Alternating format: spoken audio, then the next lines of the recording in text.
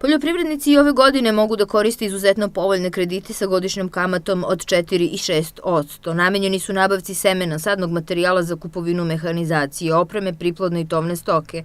Kamatnu stopu, koja je skoro 3 puta manja od komercijalnih kredita, regresira Ministarstvo poljoprivrede.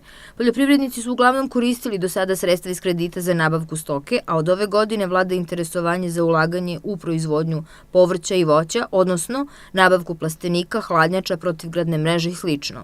Ministarstvo poljoprivrede zaključilo je ugovore sa 12 banaka za kreditnu podršku, zemljoradničkim zadrugama, pravnim licima i poljoprivrednicima. Potpisani su i ugovori sa 5 osiguravajućih društava za osiguranje priplodne i tovne stoke kupljene kreditima sa subvencionisanim kamatama. Ove godine u budžetu Ministarstva poljoprivrede odobreno je 500 miliona dinara za kreditnu podršku. Seljaci su veoma zainteresovani za uzimanje ovih kredita, što pokazuju podaci da je samo u poslednjih mesec dana odobreno blizu 600 zahteva, kažu u resornom ministarstvu.